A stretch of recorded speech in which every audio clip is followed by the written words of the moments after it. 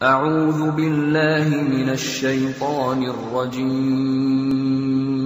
Bismillahirrahmanirrahim. Ustaz pernah menerangkan salah satu kajian mengenai qada dan takdir. Yang ingin ditanyakan, jodoh itu termasuk qada ataukah takdir? Oke?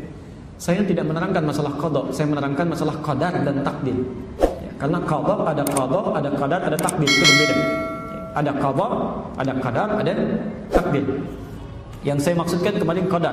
Qadar itu ketetapan yang telah diberikan oleh Allah sebelum kita terlahir ke muka bumi ini, ya, dan tidak bisa diintervensi, tidak akan berubah sampai kita wafat. Jadi ibu sampai nangis darah pun bikin status jutaan kali untuk merubah itu tidak akan pernah berubah. Ya. Di antaranya ada dua, satu rizki, kedua ajal. Sedangkan takdir adalah ketetapan Allah yang dikukuhkan atas ikhtiar makhluk. Jadi ada usaha kita dulu, ya. Usaha baru Allah tetapkan. Ya.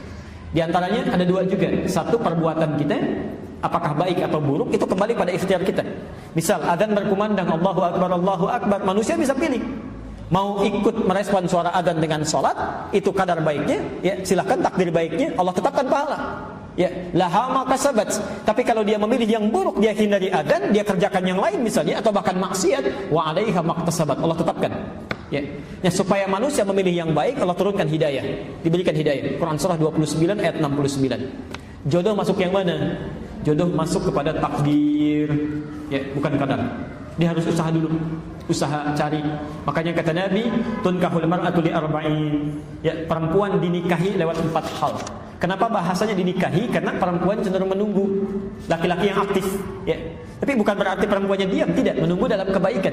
Jadi kalau ibu ingin mendapatkan misal anaknya calon yang saleh, anak perempuannya, maka perempuannya pun beramal yang saleh.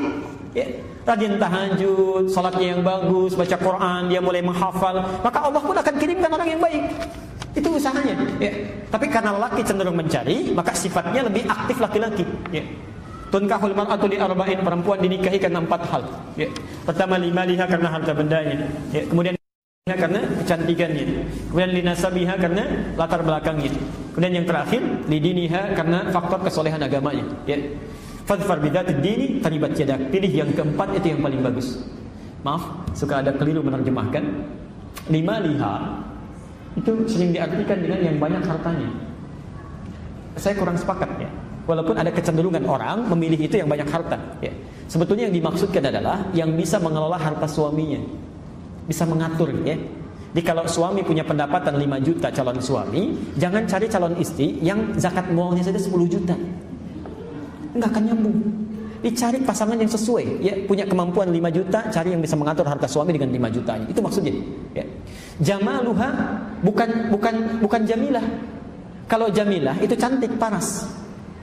Tapi kalau jamal itu keindahan, ya. Kadang-kadang mohon maaf, ada kecantikannya nilainya misalnya 100, ya. Tapi cerewetnya juga 1000. Ya, itu bisa jadi nggak nyambung, ya. Yang dimaksud jamal itu kecantikannya bisa kepada paras, bisa kecantikannya di dalam. Orang katakan inner beauty misalnya, ya. Jadi itu yang membuat ketenangan dalam rumah tangga. Saya beri contoh, misal istri Nabi Zainab dengan Khadijah, cantik mana? Sudah pernah lihat belum?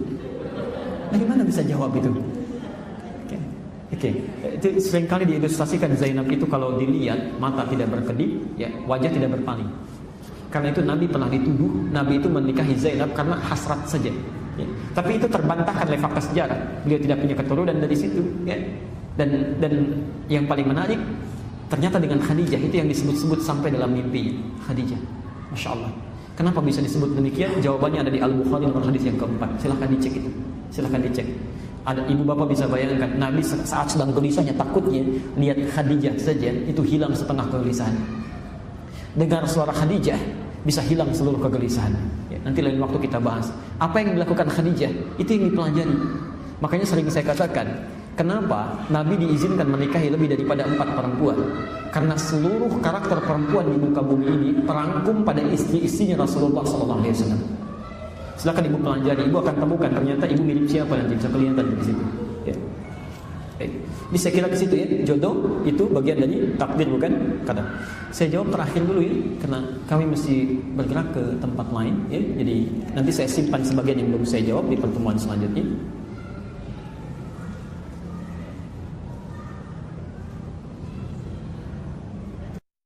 Saya jawab terakhir dulu ya, karena kami mesti bergerak ke tempat lain ya. Jadi nanti saya simpan sebagian yang belum saya jawab di pertemuan selanjutnya.